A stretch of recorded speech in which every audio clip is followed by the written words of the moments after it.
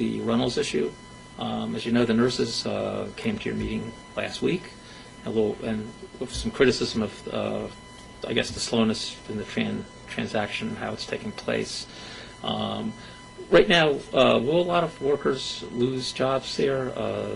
And to your knowledge, does Center Management, which is the owner of Flushing, New York, have unionized workers?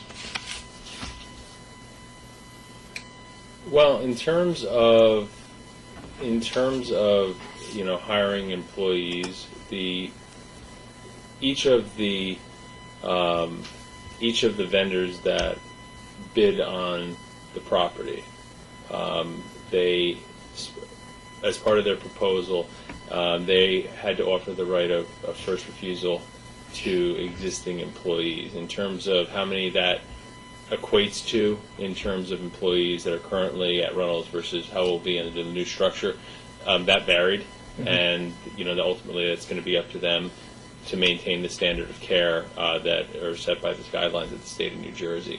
But in terms of unionization, my understanding of the law is that if a certain percentage of the employees are currently part of a bargaining unit, that they would automatically receive recognition by center management.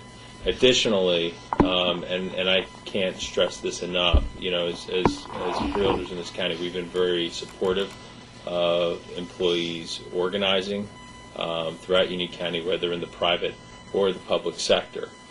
So we support the rights of the employees to organize as they should in any line of work in this county.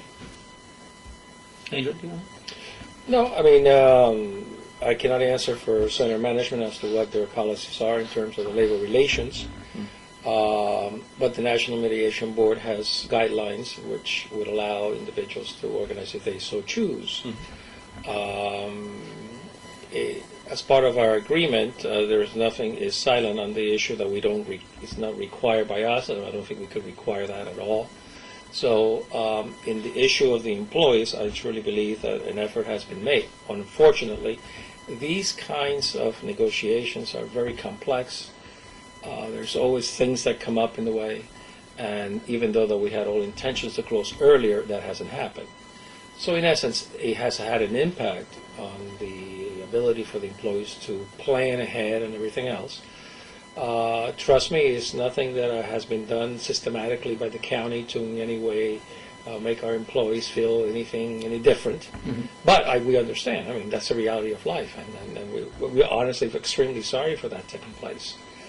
But we cannot, in order to protect the interests of the county, we cannot close until every I is dotted and every T is crossed. That's the critical part of it. And I do think that because we've had to wait over that period of time so that we can have whatever that communication is so that we can meet those needs, that has caused some of those persons to say, I can't wait any longer. I must go and get the job. And so I think that we're losing some of those staff persons, but I don't think that we could say you can't do that because also, they have to think about it. And you've also had a couple changes at the top. You've had a couple of directors. Well, the same sort of scenario where, I mean, they're looking at, their long-term career prospects as well. And you have to understand and that's going to happen with the staff, that there's an opportunity, because there's uncertainty about their positions with the hospital. If they have another opportunity elsewhere, they're going to look at it, and that makes complete sense. And I'm sure just if they did that here at the Westfield Leader and they're saying we weren't quite sure if we were going to be in business, I mean, Paul, I'm sure the resume is going to go out. So, and that goes for you, that goes for me, it goes for Angel, goes for anyone, Vernell, anyone who's here. We make decisions, when it comes down to our households, in the best interest of our households, and our employees have that right as well, and we completely understand it. But as Angel said, we are seeking to dot every I and cross every T to make sure that the county's long-term future is secure, and that is what we were looking to accomplish with this transaction. But it's a very complex one that's why we didn't take the decision lightly, and why we didn't rush into a deal. And we studied the problem systematically, and we've gone forward in a very systematic and thoughtful way. It's probably too early to tell now, but is there any idea of how this will impact the budget this year? I mean, obviously, you're going to have. I mean, you are going to have the unemployment to deal with. I mean, obviously, that's an issue. But Yeah, there will be, obviously, anytime you have a reduction in force, because there would be a reduction in force because the employees would be coming off county payroll, and some would be going to center, some would not be, maybe retiring, maybe, just leaving the workforce. There would be an unemployment tail.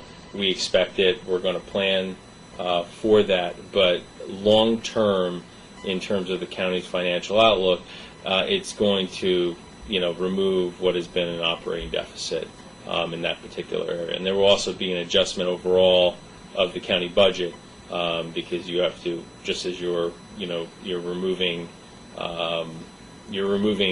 the operations, you have to adjust accordingly.